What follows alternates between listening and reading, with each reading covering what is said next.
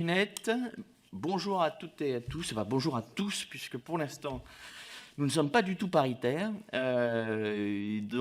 Bienvenue pour cette nouvelle audition dans le cadre de la mission d'information consacrée aux droits TV sportifs, mais également surtout à ce fait divers de l'affaire dite Mediapro, et également une mission d'information qui se veut être une réflexion sur ce qui s'est passé, mais également ce qu'il peut ne plus se passer, mais surtout ce qu'il peut faire évoluer dans le cadre du financement du sport professionnel au sens large, en prenant effectivement comme appui aujourd'hui le football, puisque nous recevons aujourd'hui et nous allons échanger avec monsieur Vincent Volpe, président du Havre Athletic Club, hein, c'est ça, AC, et monsieur Pierre Vantiès, qui est le directeur général du club. Bienvenue à mes chers collègues qui nous écoutent, et puis à tous les auditeurs, ou en tout cas toutes les personnes intéressées et qui visionneront donc cette audition qui est retransmise en direct sur le site de l'Assemblée nationale, mais aussi donc disponible en replay, en différé pour parler français. Donc welcome, président Volpe, puisque vous êtes effectivement de nationalité américaine, et je crois que vous êtes toujours résident américain, puisque vous travaillez et vous continuez à exercer bien sûr vos activités aussi aux États-Unis. Welcome, parce qu'effectivement nous allons avoir la chance d'avoir un regard aussi extérieur, mais surtout être intéressé par ce qui vous a motivé pour investir en France et au travers d'un club professionnel de foot, mais je pense que vous aurez l'occasion, et justement dans des propos liminaires de 5 à 10 minutes, en tout cas qui sont totalement libres, de pouvoir nous exposer un peu les points de vue que vous avez de la situation que vous avez vécue en tant que président de club, du fait d'une accumulation de crises, que ce soit la crise Covid, mais aussi cette crise, on va dire, des droits TV. Et également par la suite, par le jeu de questions avec certains collègues qui peuvent arriver, notamment comme le président Régis Juanico, qui ne va pas tarder arriver, puisque nous sommes, pour tout vous dire, pour ceux qui sont en direct, en pleine discussion sur ce projet de loi d'urgence exceptionnelle de lutte sanitaire contre le Covid. Donc tout ça pour vous dire que je suis, moi, rapporteur de cette mission d'information. Je suis Cédric Roussel, député des Alpes-Maritimes. Je vous remercie à nouveau d'avoir pu vous rendre disponible pour venir ici au sein de l'Assemblée nationale, qui est un lieu de débat par excellence ici en France. Un débat ouvert, un débat que nous souhaitons, en tout cas ici dans le cadre de cette mission, tout à fait sans tabou, mais plutôt ici pour réfléchir ensemble à ce que nous pouvons améliorer de ce que nous, en tout cas, nous souhaitons politiquement appuyer, à savoir des politiques publiques sportives qui soient vertueuses pour notre économie, mais pour notre vie aussi et notre cohésion sociale, et bien sûr pour le rayonnement de notre beau pays à l'étranger. Et c'est peut-être ça qui vous a motivé notamment dans votre investissement, mais je vais vous laisser tout de suite justement la parole pour quelques propos liminaires et petit exercice, comme je vous l'expliquais hors antenne, d'appuyer systématiquement sur le bouton rouge lorsque vous aurez terminé, pour qu'on puisse ensuite échanger ensemble par le biais de quelques questions, notamment que je vous poserai pour préciser certaines choses ou en tout cas avoir des informations plus larges et plus prospectives aussi, pourquoi pas. Merci à vous encore, Président, et je vous cède la parole. Je vous remercie beaucoup, M. Roussel. Et puis, pour l'audience en général aujourd'hui, je suis assisté par Pierre Vantier, notre directeur général. Moi, je souhaiterais d'abord mettre un peu de perspective dans l'investissement et puis où nous sommes. Et ensuite, on amène quelques petites pointes constructives de suggérer pour votre considération et votre débat ultérieur. Un peu de perspective. Comme vous avez pu constater, vis-à-vis de mon accent, pour moi, je suis américain, citoyen américain, arrivé au Havre en 1990. Donc ça fait 31 ans. Et puis, j'ai été muté au Havre pour les raisons professionnelles dans mon travail antérieur. où j'ai rencontré ma future femme Christine, de 28 ans maintenant, et avec lequel on a investi en 2015 dans le club à 90%. Donc on tient un peu plus que 90% des parts, donc on est effectivement les propriétaires du club. Pourquoi? Ce n'est pas pour l'amour du football, c'est plutôt l'attachement à notre région. Et il est clair que pour nous, c'était toujours un investissement et un projet socio-économique. Pas du tout sportif. Sportif, c'est un moyen de promouvoir les choses et les valeurs qu'on considère très chères dans notre région. Donc, je vous assure, par mon accent, je suis tout à fait vrai. Quelques petits chiffres, parce que quand on parle de football professionnel, en fait, ce sujet, il va beaucoup plus loin que ça. On parle à quelque part de notre fabrique socio-économique. Le club, notre petit club, et c'est une étude qui a été faite par Ernst & Young. Donc, je vais vous donner quelques petits chiffres qui ne sont pas les miens, sinon ils viennent d'Ernst & Young il y a à peu près 3 ans. Une étude qui a été faite pour tous les clubs de football en France. Donc, on utilise notre club comme un microcosme de ce qui a été étudié. On génère en valeur économique directe annuelle 22 millions d'euros, dont 14 000 dans les retombées financières directes, comme des salaires, 15 millions en cotisations sociales et 3 millions en taxes diverses. À part ça, on crée l'ancrage pour 55 clubs amateurs autour de nous. Donc, on est là pour nous tous. Au-dessus de foot amateur, nous jouons des rôles importants dans les villes de quartier, les associations caritatives pour les handicapés, dans la scolarité et dans la familisation de football, où nous investissons entre 1 million et 1,5 million par an, sans des vraies subventions directes pour l'instant. Bon, qui bénéficie donc de tout cet investissement? C'est l'entourage, les clubs amateurs et surtout notre association qui a deux objectifs. Une, de créer les jeunes footballeurs pros, mais beaucoup plus important, de créer les bons citoyens. Et c'est pour ça que nous avons pris la décision d'investir fortement dans le sport féminin au haut niveau. Et on est fiers de progrès qu'ils ont fait depuis très peu de temps. Alors, donc, notre idée, c'est en fait d'investir dans un club de football plutôt pour la région et la fabrique sociale qui est d'autre chose. Il n'y a pas de récolte. Nous avons investi 10 millions d'euros, moi et Christine, et on a 0 retour sur l'investissement. Mais il n'était pas conçu autrement. On savait très bien ce qu'on faisait. Le récolte pour nous sont des jeunes, de former et produire les jeunes citoyennes responsables, respectueuses et productifs. Et puis, je parle pour nous, mais je parle surtout pour la plupart des autres clubs en France. Vous entendez certainement un peu la même histoire, et qui est liée directement au droit télé à la fin. J'arrive au but de l'opération ici.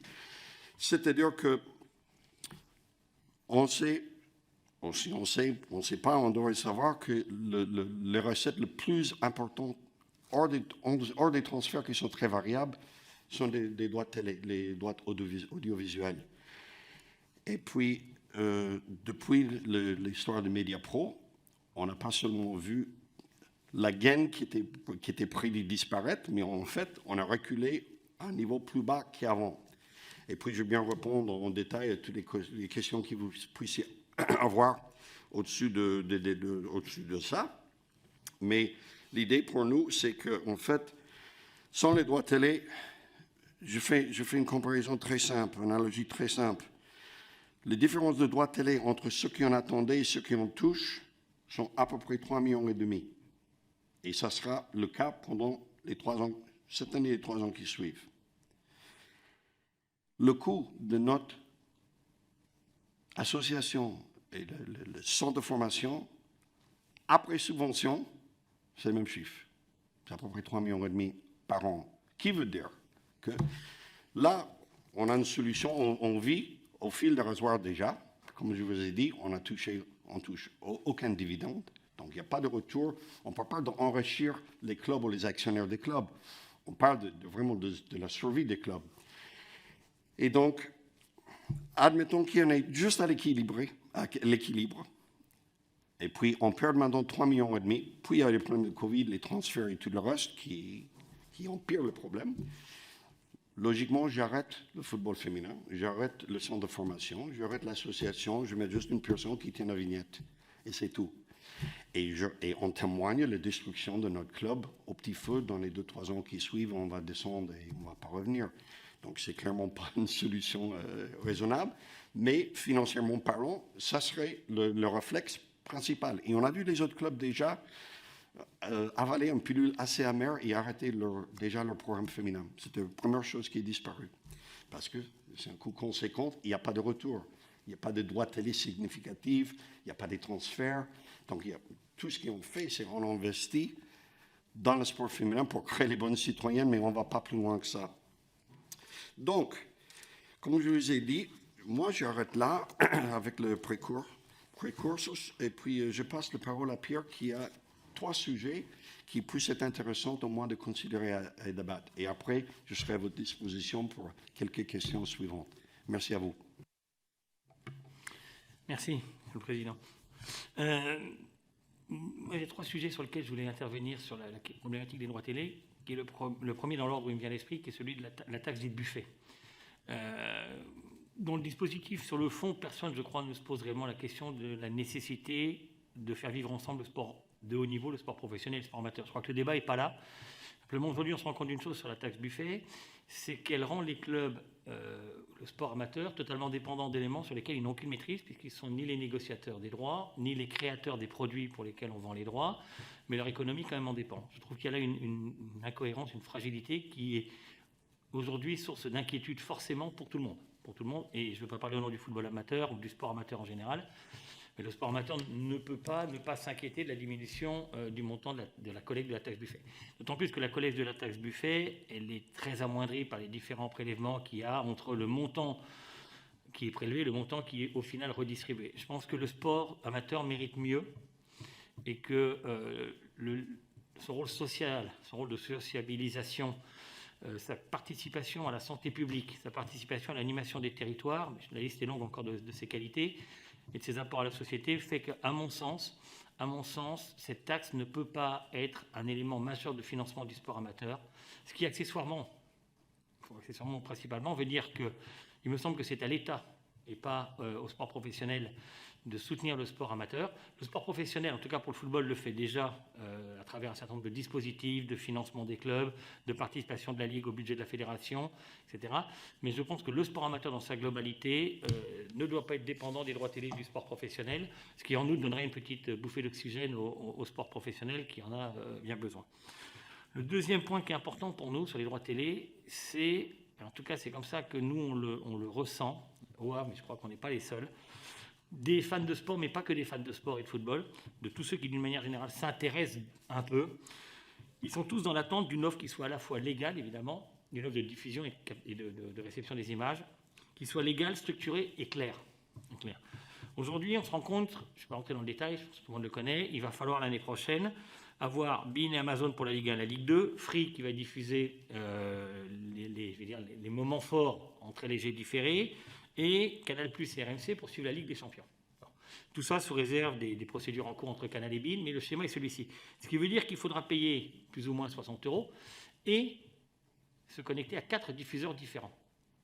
Je pense que là, il y a un vrai problème de cohérence et de diffusion sur lequel on doit se pencher. On doit s'améliorer. Je pense que l'offre doit aujourd'hui beaucoup mieux répondre à la volonté du consommateur. C'est-à-dire qu'il doit pouvoir consommer ses abonnements sur une offre multi-appareil.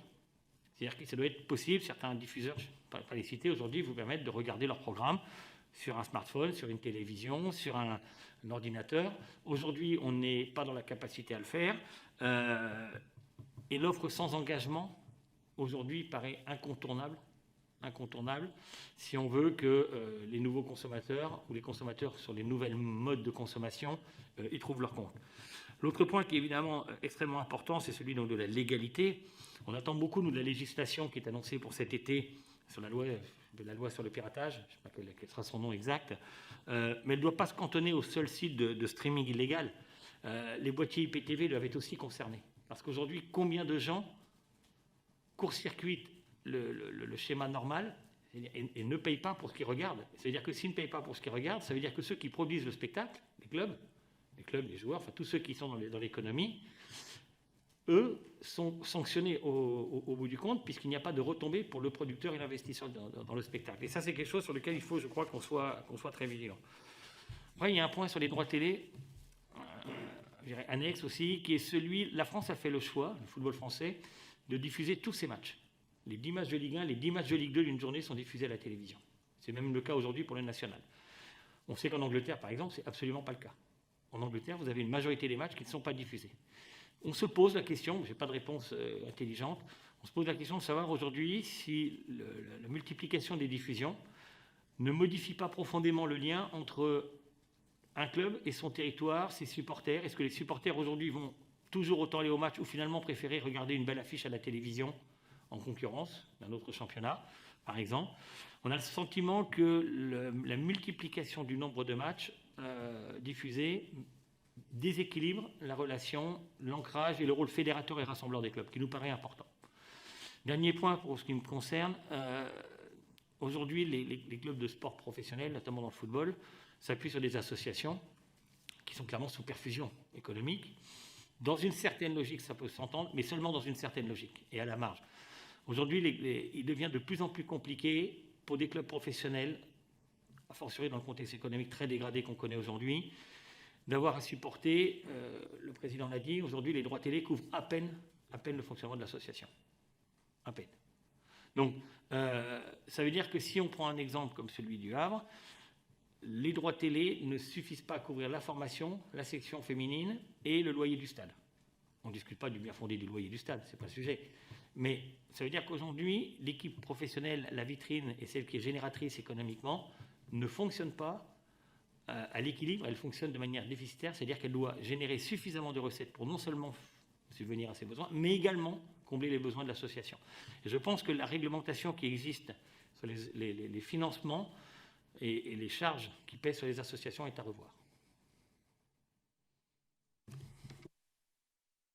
Ok, je vous remercie tous les deux pour ces propos liminaires, hein, et notamment donc déjà ces pistes de discussion qu'on pourra étayer par la suite, hein, bien noté, notamment donc, mais je vais peut-être y répondre tout de suite concernant le point sur le streaming illégal, puisqu'effectivement c'est un sujet législatif que nous avons traité ici à l'Assemblée nationale par 2 fois, au travers donc d'une proposition de loi parlementaire ici, dont j'étais notamment le co-rapporteur dans le cadre de la proposition de loi visant à démocratiser le sport en France, mais également reprise, et c'est là toute la solidarité de convergence de lutte entre la culture et le sport, à savoir la même ambition de protéger l'œuvre artistique, culturelle, mais aussi l'œuvre artistique sportive et vivante, comme j'aime bien le rappeler, puisque le texte a été aussi voté dans le cadre donc d'un projet de loi, celui porté par Roselyne Bachelot,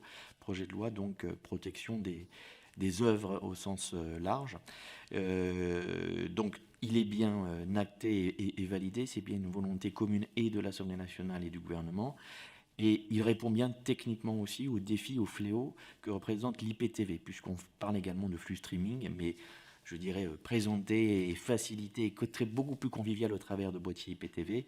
Donc c'est bien un objectif je dirais, déjà de protéger l'œuvre et je dirais toute son économie, ce qui n'exclut pas, hein, puisque ça j'ai envie de dire que c'est un rôle plutôt régalien qui est de notre responsabilité, ce qui n'exclut pas donc les prises de conscience des acteurs, puisqu'on a vu ce fléau intervenir notamment dans le cinéma. Et on a vu qu'effectivement des dispositifs de lutte avaient fait évoluer aussi l'offre cinématographique.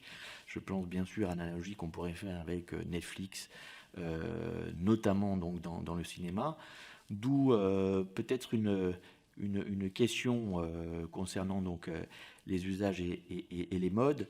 Vous avez parlé de beaucoup de choses intéressantes sur l'exposition du foot. Là où on militerait pour plus d'exposition en clair du foot, je voulais déjà savoir, puisque nous avions hier Jean-Michel Aulas à votre place, qui s'était exprimé un temps sur le Spotify du foot.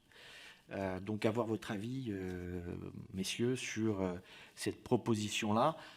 mais en la rapprochant de ce que vous avez dit et qui est un élément à prendre en compte, puisqu'on aime bien comparer aussi et voir ce qui se passe ailleurs.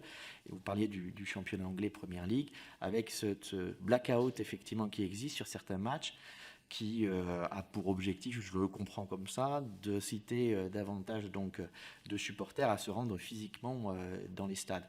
Donc Spotify, volonté d'exposer davantage tout en effectivement ayant cet objectif aussi d'attractivité dans les stades et pas que derrière. Voilà. Donc est-ce que ça vous parle? Oui. Alors, je pense que dans le schéma anglais, je peux me tromper, mais je crois que la volonté des Anglais, au-delà de remplir les stades, parce que les stades d'une manière générale sont remplis en Angleterre, même si il ne faut pas se voiler la face, les affluences diminuent aussi. Dans les stades anglais, le sold-out, qui était la règle dans tous les stades de Premier League ou de Championship, c'est-à-dire les guichets fermés, n'est plus la règle, y compris dans certains grands stades de londoniens, hein. Mais, et avant la crise sanitaire, évidemment. Ce sont effectivement deux approches différentes. À la question posée de savoir qu'est-ce qu'on pourrait faire pour donner un plus large accès un accès au plus large public des manifestations, moi je serais personnellement assez favorable à ce qu'il y ait au moins chaque journée un match du championnat qui soit diffusé en clair, au moins un, pour que ceux qui n'ont pas la capacité économique, parce qu'ils sont aussi passionnés de football, puissent quand même regarder un match de football. Alors j'entends bien que dans mon esprit, ça ne peut pas être Paris Saint-Germain Olympique de Marseille, ça ne peut pas être Olympique Lyonnais Paris Saint-Germain, mais en tout cas, je pense que sur 9 matchs de championnat, puisque la Ligue 1 va bientôt passer à 18, mais ça vaut aussi pour la Ligue 2, ce que je dis, permettre à tout le monde d'avoir un petit peu de football serait à la fois bénéfique pour les spectateurs, ça permettrait on pourrait aimer le football sans avoir les moyens de le consommer. Je disais tout à l'heure, il faut 60 € pour regarder le football. C'est une somme quand même, hein. Il faut la prendre en compte. Alors, elle n'est pas prohibitive, parce que finalement, c'est à peu près un repas à deux au restaurant. C'est pas non plus, il faut relativiser la somme. Moi, je n'accepte pas qu'on dise que le football est hors de prix, inaccessible. Je ne pense pas que ce soit le cas. Y compris les places dans les stades d'ailleurs, mais je pense qu'on doit y réfléchir de manière à laisser la porte ouverte, mais aussi parce que je pense que ça assurerait une certaine promotion à la compétition, et ça permettrait à des gens qui finalement ne la connaissent pas d'y prendre goût en la découvrant à travers ce schéma-là. Mais l'idée d'un Spotify rejoint ce que je disais tout à l'heure, c'est pourquoi pas. La difficulté va plutôt être en amont, c'est qui est quel droit, hein. On a vu la chute de Mediapro, on a vu que derrière les droits télé que l'on perçoit sont quand même très très éloignés de ce qui était non seulement annoncé, mais espéré. C'est-à-dire qu'on sait que le milliard 3, dans un engouement de masse, le milliard 3 était au-dessus des ambitions, mais le milliard qui était un objectif, je crois, très raisonnable à l'époque, aujourd'hui on se rend compte qu'on en est très très loin avec les difficultés qu'évoquait le Président. Président, est-ce que vous vous attendiez, est-ce que vous saviez où est-ce que vous mettiez les pieds?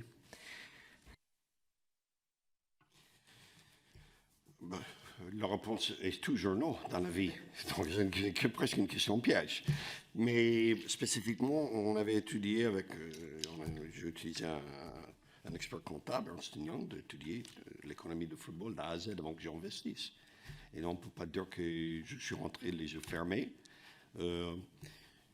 Quand ils m'ont posé des questions, ils ont dit, est-ce que vous pensez faire l'argent dans un club de football? Ma réponse c'était, si je voulais maximiser mon retour, ce ne serait jamais dans un club de football, c'est clair. Mais logiquement, on devrait trouver au moins l'équilibre. Et puis ce que j'attendais, c'était pouvoir trouver l'équilibre hors mutation significative, qui n'est pas le cas.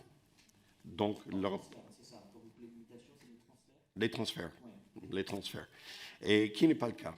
Donc, effectivement, les coûts, ils montent et les recettes, maintenant, descendent. Et voilà, le maths est mauvais.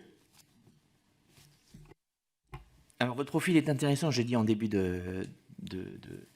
d'audition, et notamment ma question un peu provocatrice, c'était de voir, et surtout, eu égard ce que vous pouvez connaître aux États-Unis, peut-être, je ne sais pas si vous vous êtes intéressé au modèle sportif américain, mais quels sont vous avez été interrogé, je suppose, donc en tant qu'investisseur étranger par la DNCG.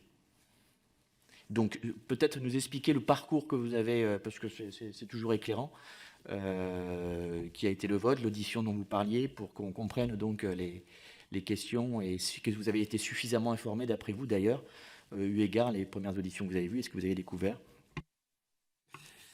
Je crois qu'il y a 2-3 thèmes dedans, mais pour être clair, j'étais bien informé, mais la réalité a changé depuis.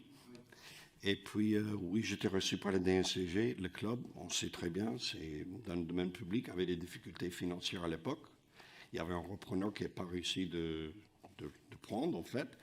Et puis, le club s'est trouvé dans une position fragilisée. Et puis, c'est à ce moment-là qu'on a décidé avec Christine d'investir. Christine et Avrais entre deux, née à Dieppe. Donc, voilà le lien, pour être clair. Et puis, j'étais reçu par le vice-président de la DNCG en privé, Jean-Marc Mickeler, qui aujourd'hui est président, qui avait vraiment posé les mêmes questions que vous 7 ans plus tard. Est-ce que, Vincent, tu sais où tu vas avec ça?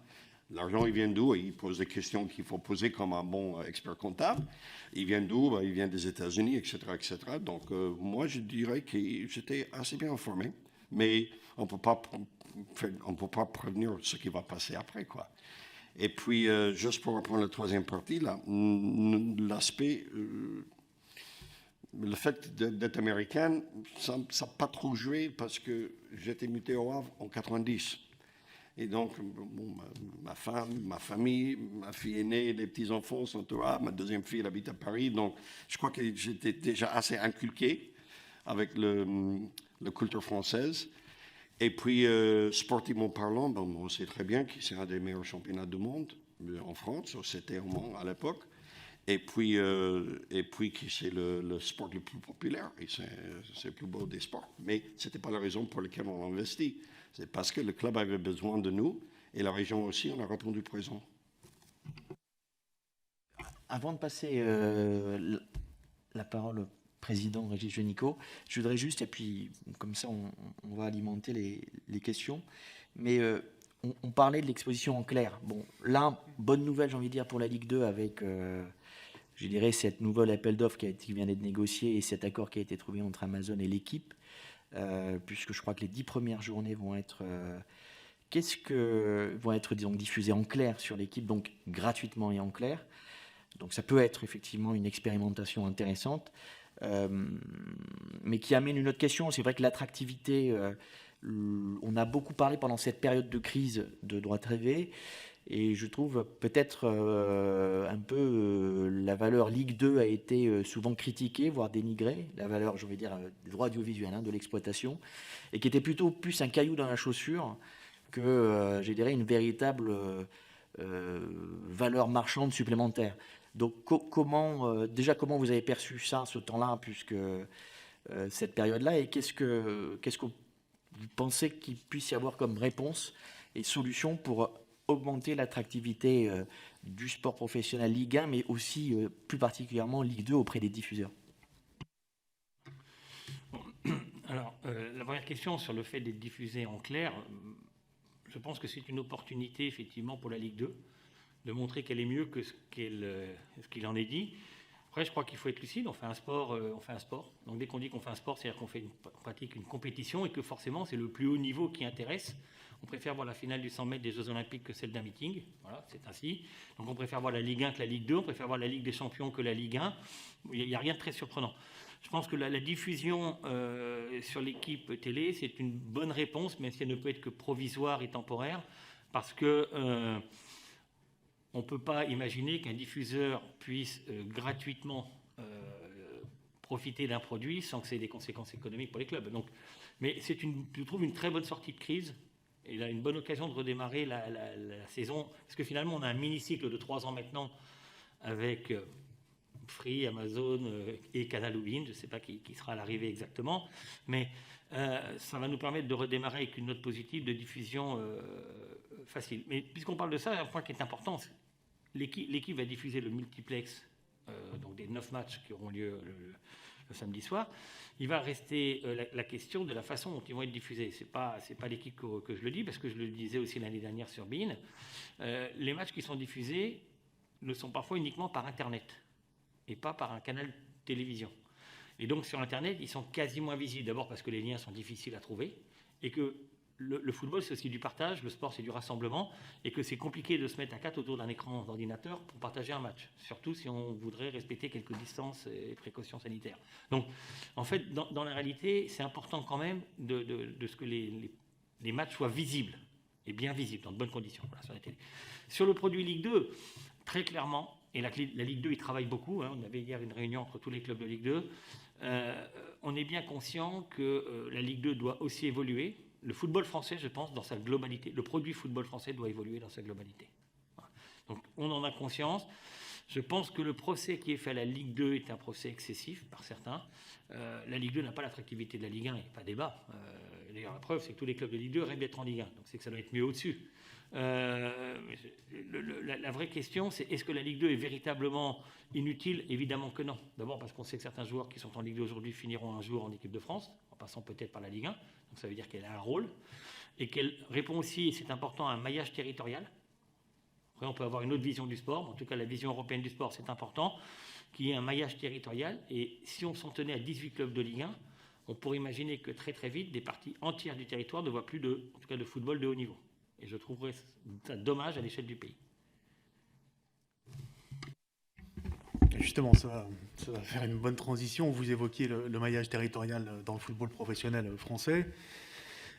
Hier après-midi, à votre place, nous avons auditionné Jean-Michel Aulas. Peut-être que vous avez eu des échos de son audition. Et lui proposait un système, 3 divisions professionnelles, Ligue 1, Ligue 2 et nationale, en gros, avec 16 équipes à chaque fois. Qu'est-ce que vous pensez entre l'arbitrage aujourd'hui qui consiste à dire on passe de 20 à 18 clubs en Ligue 1 et puis on va voir ce qui va se passer en Ligue 2 puisque je pense que vous devez arbitrer un certain nombre de choix dans un certain nombre de jours. Est-ce qu'aujourd'hui l'arbitrage entre compétitivité du championnat et attractivité du championnat du fait de la réduction du nombre de clubs impliqués ou engagés est supérieur au fait que on risque effectivement de voir disparaître peut-être des territoires entiers dans notre pays, voilà, et même en Ligue 1 aujourd'hui, certains clubs se disent est-ce qu'on va pouvoir durer aussi en Ligue 1? Ça c'est la première question. Voilà, quel est le bon dosage finalement entre nombre de clubs engagés et quelle est votre position sur cette proposition de Jean-Michel Aulas à 3 divisions de 16 clubs? 48 clubs en gros. Et puis, vous évoquiez tout à l'heure, quand j'étais dans l'hémicycle, la question de la taxe Buffet, de la solidarité entre le sport professionnel et le sport amateur, en particulier du football professionnel, parce que c'est aujourd'hui l'essentiel des ressources proviennent du football professionnel. Effectivement, on sait que c'est une taxe aujourd'hui qui est sur les droits de cession, des retransmissions, des manifestations sportives télévisuelles qui est aléatoire, qui peut être aléatoire, on l'a vu avec l'épisode de Mediapro, qui même quand nous, on augmente le plafond de rendement de cette taxe Buffet de façon significative, on n'est pas sûr du résultat, du rendement derrière. Voilà, ça dépend de la diffusion. Donc quand il n'y a plus de diffusion, comme ça s'est passé l'an dernier, on introduit un aléa dans la perception de cette taxe. Il y a les paris sportifs, il ne faut pas les oublier. Les paris sportifs sont essentiellement des paris aujourd'hui sur les matchs de football. Bon, donc l'essentiel des ressources, il y a une taxe qui existe aujourd'hui, un prélèvement à 1,8% sur les paris sportifs, qui a un très bon rendement, qui est en croissance très forte, 20 à 30% chaque année. Et puis ensuite, il y a ce que peuvent faire les fédérations par rapport à leur ligue, et puis les clubs professionnels par rapport à leur association sportive. Ça, c'est une dimension importante. Alors, peut-être que vous nous direz ce que vous faites au niveau du Havre. Et puis j'avais une troisième série de questions et je m'en contenterai. On a beaucoup parlé hier avec Jean-Michel Aulas de la question de l'expérience match, des spectateurs qui viennent voir un match de football en Ligue 1 ou en Ligue 2. Qu'est-ce que vous avez développé au Havre aujourd'hui pour faire en sorte que ceux qui viennent au stade, les supporters, ne soient pas simplement sur le moment du match, mais puissent aussi être avant, pendant, après, en termes d'animation de votre stade au Havre. Voilà. Beaucoup de questions. J'ai essayé d'aborder le premier et le troisième. Et Pierre, tu parles de taxe Buffet, s'il te plaît. Je laisse le plus épineux à Pierre, qui est logique d'ailleurs. Je démarre avec le troisième. Qu'est-ce qu'on fait? En fait, chaque club a ses particularités. Et nous, on est juste à l'entrée de la ville. Il y a 80 000 voitures qui passent quotidiennes, tous les jours. Et puis, quand on avait investi dans le club il y a 7 ans, moi, j'aperçois qu'on paye 1 million d'euros par an en loyer et on exploite le stade 2 fois par mois. Donc, on se dit qu'il va un peu plus loin que match day. En fait, M. Juanico, en général, il fallait créer un axe de vie. Et donc, qu'est-ce qu'on avait fait? On avait fait des investissements. On avait construit à côté du stade un nouveau centre technique pour les pros, centre d'entraînement. On a créé le seul et unique hôtel dans un stade en France en transformant les 20 loges d'hospitalité en chambres d'hôtel les jours hors match. Et puis on a mis dans l'enceinte du stade un restaurant de 300 couverts. Qui aujourd'hui, si tout va bien, on arrive à 150 avec les distanciations. Donc c'était pour créer un axe de vie. Et ça attire les séminaires, les autres choses hors de match. Et on peut même peut-être envisager de rajouter des autres activités, peut-être un karting ou quelque chose d'autre dans l'avenir, pour faire venir les gens au stade. Alors le jour de match, il était aussi clair que, différent qu'en Angleterre ou même les États-Unis, j'ai trouvé un sport des hommes, des amateurs qui venaient le soir de match avec leurs potes ou leurs clients. Et c'était vendredi soir aussi qui ont joué, qui contribuaient au problème. Maintenant, en Ligue 2, on joue les samedis soirs et pas trop tard, donc je trouve ça très positif parce que ça crée la capacité de faire venir la famille, faire un package, manger peut-être au resto avant, aller au match. Après, on amène les enfants à la maison et puis samedi soir est toujours libre pour les adultes s'ils veulent. Donc, on fait le fan zone, on fait les choses pour attirer le monde parce que nous, on a envie de créer un événement familial, surtout le jour de match. Et en plus, je crois d'être le seul club où notre section féminine joue dans le stade aussi. Parce que j'avais pris les décisions il y a 4 ans de valoriser notre section féminine, de faire tout pour que ça monte. On est monté en D1 en 3 saisons, de R1, c'est D3 si vous voulez. Maintenant, malheureusement, on a été relégable cette année, on descend à D2, mais on va remonter, c'est le jeu, quoi. Mais j'étais contre beaucoup de monde, et l'avis de beaucoup de monde, j'ai insisté de reconnaître la valeur du sport féminin en valorisant l'équipe, en la mettant dans le stade. Voilà. Maintenant, je passe aux premières questions. Il faut regarder la motivation d'aller à 48 équipes pro. C'est la première fois que j'entends 16, 16 et 16, mais ça ne m'étonne pas. Alors, ce qui compte dans que ce soit 48 ou 60, c'est qu'il ne faut pas permettre que la Ligue 1 s'enferme, qui est un objectif de certains grands clubs. On va parler des personnes spécifiques, mais c'est clair. Il diminue le nombre de descentes, il diminue le nombre d'équipes en Ligue 1, et le camembert, les morceaux sont plus gros. Alors, il y aura toujours plus pour Ligue 1 que Ligue 2 et plus que Ligue 2 pour National. Mais il faut regarder avec une façon globale de problème. On est déjà, avec le système tel comme il existe, il n'a pas assez d'argent déjà pour 2 ligues. Aussi simple que ça. Et puis, la marge est très haute entre Ligue 2 et Ligue 1 en droit télé. On passe de 6-7 millions, bon, même pas maintenant, mais avant, à minimum, c'était quoi, 15-17, Pierre, pour le 21 clubs de Ligue 1, dans les droits télé. Mais on tolérait ça parce qu'on disait, c'est un club formateur, mais si on enlève, plus qu'on enlève, moins attirant le Ligue 2 sera pour les bons joueurs, et plus la marge sportive va être haut aussi. Et puis, donc, la question, c'est d'améliorer les recettes et diminuer les coûts. Et je suis pour l'idée, par contre, de professionnaliser le national. Et je crois que il faut poser les mêmes questions à Pierre Ferracci après. Je crois qu'il pense pareil, non? Donc, moi, je suis pour l'idée, mais il faut que ce soit bien étudié et que, en fait, si le camembert, il se diminue et puis on coupe en plus de morceaux, je ne vois pas l'utilité, mais je ne passerai pas tout de suite à 16 clubs en Ligue 1. Déjà 18, on est très réticents au niveau de Ligue 2.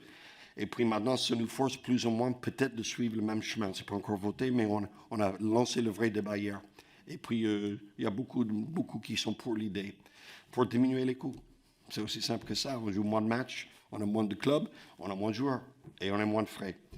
Alors ça, c'était question 1 et 3, plus ou moins sûr. Et numéro 2, c'était sur le taxe. Pierre, vas-y.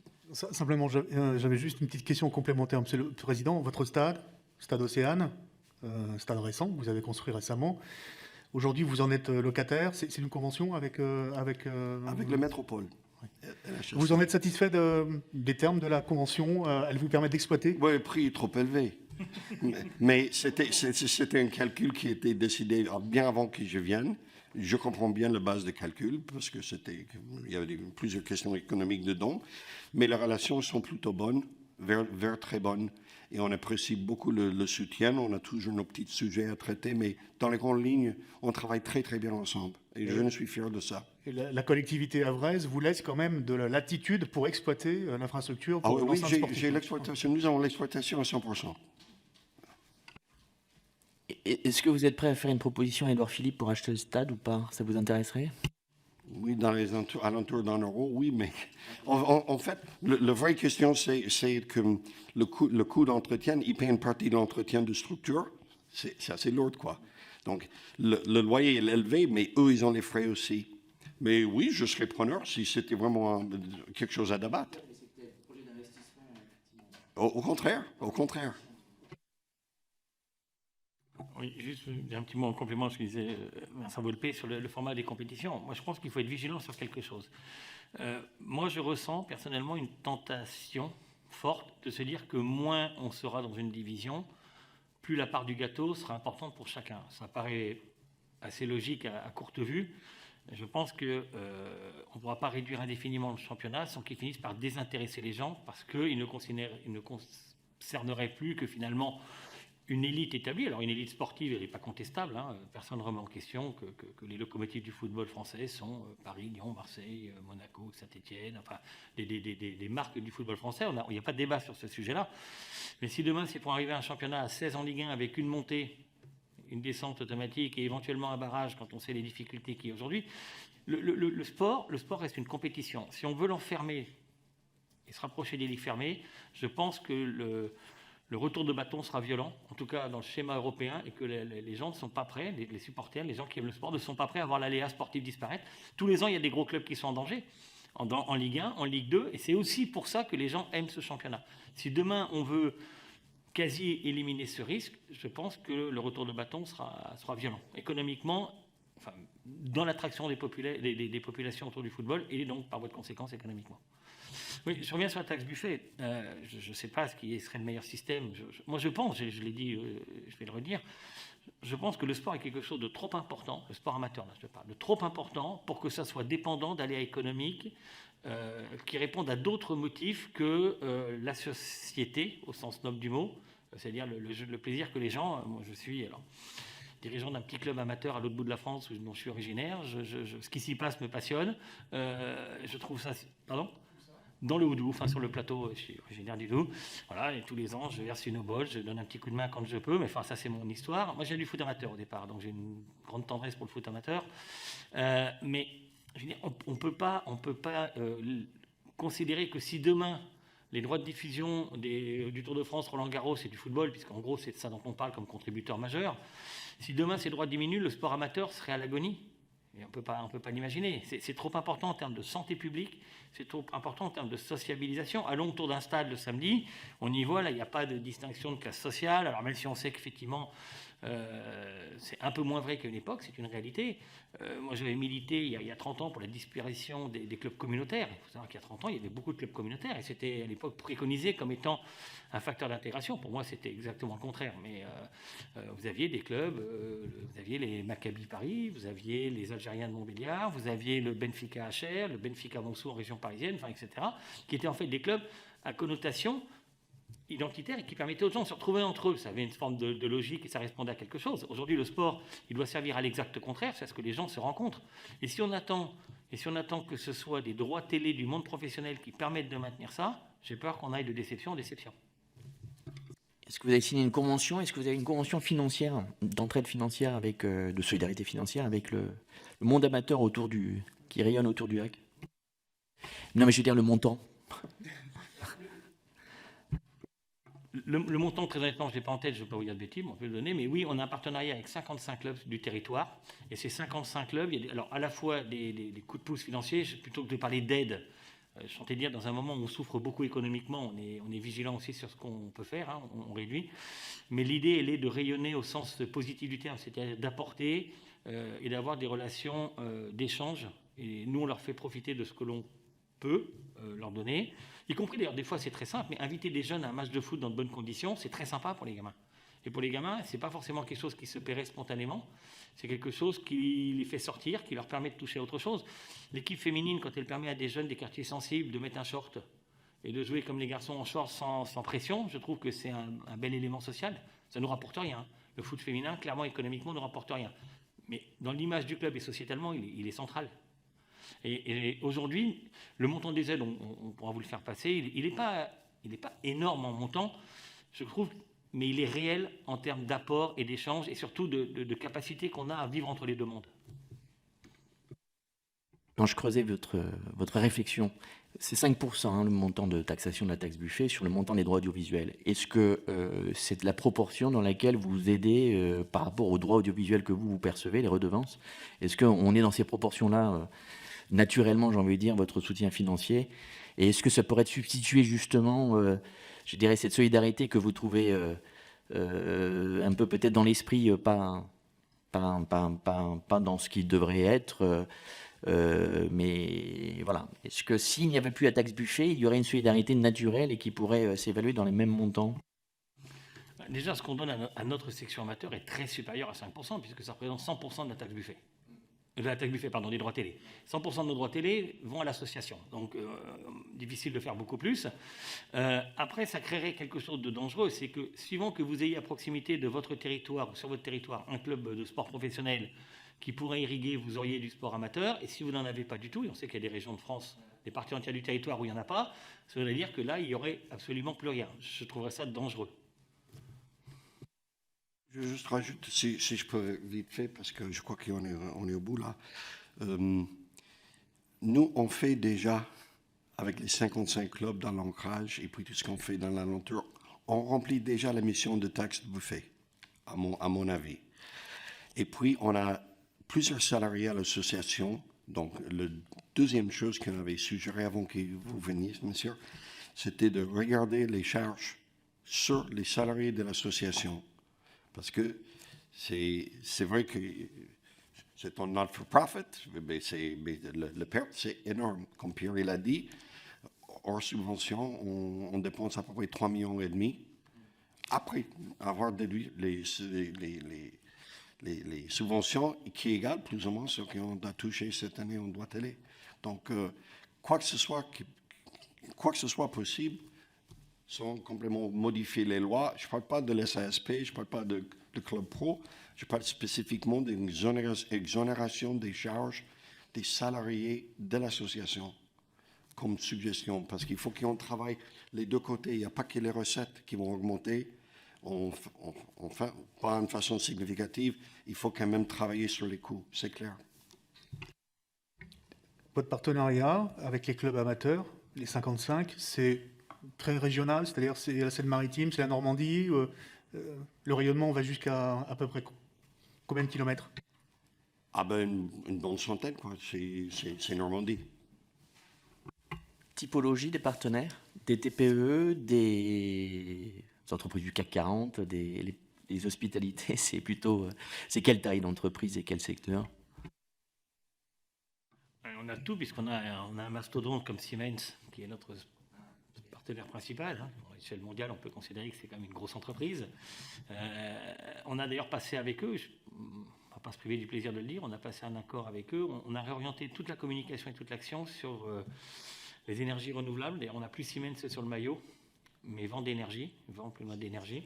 Gamesa, Gamesa qui est la filiale qui porte une usine d'éoliennes en pleine mer. On a avec eux une logique de partenariat qui est très tournée sur un stade énergie positive et sur les énergies renouvelables. C'est notre contribution qu'on considère normale. Après, il se trouve il y a un certain nombre d'entreprises de taille mondiale, hein, notamment dans le secteur pétrolier, Mais ces entreprises-là, aujourd'hui, ne sont pas spontanément partenaires du football. Ça n'est pas leur besoin de communication. Donc, on a prioritairement des entreprises de taille régionale, quelques entreprises de la logistique, pour des raisons assez faciles à comprendre sur le port du Havre. Mais on sent un frémissement des grandes entreprises qui, finalement, et c'est intéressant à noter, ne sont pas aussi distantes du football que certains veulent le dire quand on veut le critiquer. Juste pour rajouter très vite fait aussi, un sujet qui est à côté, c'est le vaccinodrome qu'on fait au stade. C'est une idée qui vient de notre club. En fait, ça vient de ma femme, pour être précis. Et puis, on a proposé ça à Edouard Philippe. Il a regardé avec le groupe et tout ça. Et puis, on leur a mis à la disposition jusqu'à fin juillet, gratuitement, le stade. Je paie le loyer. Je suis obligé de fermer l'hôtel. On n'a plus de séminaire. Mais on considère que c'est notre devoir social pour la santé publique. On fait avec très bonne foi. Maintenant, avec l'annonce et tout ça, les vaccinations, ils commencent à regrimper. Je considère bien. Et puis, on va être censé de garder le vaccinodrome ouvert jusqu'à probablement mi-octobre, fin octobre peut-être, ou même peut-être plus long. Avec les matchs en même temps, donc on a des contraintes. Donc, ça nous empêche de travailler correctement. On ne râle pas, je le dis parce que je suis fier de nous tous. Avec la coopération, vous avez posé des questions sur les relations entre le métropole et nous. Ils sont très bons. Et puis, les soignants et tous les autres organismes qui sont parfois difficiles à se faire coordonner, ça travaille très, très bien. Ça marche très, très bien. Autant que ça nous empêche, au niveau de club, pour la question de santé publique, c'est un vrai atout, quoi. Et nous, on est fiers de ça. Merci. Il y avait juste, Président, je crois qu'une question qui est abordée systématiquement, d'ailleurs pas par nous, mais mais on n'en a pas parlé, mais peut-être que vous allez dire un mot. On parlait de maîtrise des coûts, donc des charges, puisqu'on voit que les recettes, en tout cas, ont tendance à soit se faire rares, ou en tout cas, plutôt donc à... Voilà, c'est un vrai challenge donc, pour les augmenter, un vrai travail. Il y a eu donc cette crise Mediapro, conjuguée à la crise sanitaire. Quel a été le niveau de dialogue social dans votre club entre donc vous, employeurs, et vos salariés? Je pense plus particulièrement donc aux joueurs. Est-ce que il y a eu donc une négociation qui a pu se faire avec les joueurs sur donc cette période-là, une négociation salariale? Est-ce que vous seriez favorable et est-ce que vous auriez des propositions? Est-ce que vous avez rencontré des difficultés justement donc à pouvoir justement faire des négociations ou appliquer et aboutir à des négociations du fait de problèmes réglementaires ou législatifs? Je vais reprendre un petit peu, Pierre, je te laisse rajouter si tu as des idées aussi. Niveau des salariés, les joueurs compris, la situation est très difficile, c'est clair. On essaie de garder l'emploi au maximum possible. Je parle non sportif. On est en train de créer un service partagé pour mieux utiliser les gens à l'intérieur de la boîte et puis déplacer quelques fournisseurs de l'extérieur. Ça n'aide pas l'emploi en gros, mais au moins pour nous, on essaie de protéger le noyau au maximum possible. On ne peut pas faire à 100%, mais on fait notre mieux. Il faut quand même assumer la responsabilité comme dirigeant d'une société, de prendre les mesures qu'il faut pour que ce soit rentable. Oui, on a envie de monter, mais notre vrai devoir, c'est d'assurer de la pérennité de notre club et de notre marque. Et donc, s'il faut prendre les mesures, on les prend. On n'a pas touché les joueurs sous contrat, parce qu'ils avaient des contrats. Et puis, j'entends parler maintenant, peut-être qu'il faut mettre un cap de salaire et des choses comme ça. Mais il faut savoir qu'est-ce qu'on veut. Hein. Et il est vrai que ça pourrait aider à un côté, mais à l'autre côté, ça va faire fuir les meilleurs joueurs. Et ils vont jouer ailleurs. Donc, c'est un vrai débat. C'est un débat légitime pour moi, mais ce n'est pas un fait accompli dans un sens ou dans un autre. C'est vraiment quelque chose à considérer. Alors, je te laisse la parole, Pierre.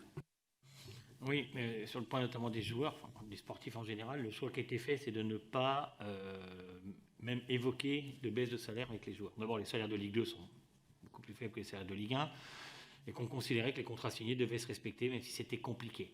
On va aussi refaire un peu l'histoire. Hein. On a eu 3 vagues sanitaires, on a 2 fois espéré qu'on en sortait. J'ai bien peur qu'on ait espéré une nouvelle fois et qu'on repasse par un épisode compliqué. Voilà, on vit avec tout ça. Il y a un élément que vous ne citez pas, on parle de la crise, de la déférence de Mediapro et de la crise sanitaire, mais il y a aussi le Brexit qui modifie profondément le marché, l'économie des transferts, et qui déséquilibre, en tout cas, l'historique et les pratiques passées. Nous, effectivement, on a fait une proposition cette année aux joueurs, en expliquant aux joueurs qu'on n'avait jamais demandé de baisse de salaire, on n'avait jamais même évoqué le sujet avec eux, qu'on attendait en contrepartie d'eux cette année qu'ils acceptent une politique de primes qui soit différente, avec des primes régulières plus faibles et des primes d'objectifs, c'est-à-dire que quelque part on dit ce sera ma contribution, hein, parce qu'ils n'ignorent pas que dans un club on se sépare de salariés administratifs au sens large, le terme administratif, et que c'est leur contribution à l'effort. Et je le dis comme je le pense, et je ne vais pas me faire que des amis, mais c'est un peu égal, je m'attendais à un autre retour qu'un refus quasi total. Voilà. J'aurais trouvé bien qu'on ait ne serait-ce qu'une contre-proposition, et je trouve que ça n'est pas un signe encourageant qui est donné de solidarité. Alors, chacun mène une vie, une carrière professionnelle, je l'entends. Il y a une convention collective qui prévoit des montants minimums de primes, il n'était pas question de descendre en dessous. Et nous, on restera sur ça, hein, on le dit très très clairement, on restera sur ça avec des primes d'objectifs de fin de saison. Et je trouve que la position de refus n'est pas valorisante pour les joueurs. Voilà. Elle ne les rehausse pas très clairement dans notre esprit. Très bien, il me reste à vous remercier pour votre présence cet après-midi à cette audition. Merci beaucoup, c'était très, très riche, les propos, voilà, et les questions très, très directes et des réponses très précises de votre part. Je vous en remercie beaucoup et bon retour au Havre si vous repartez.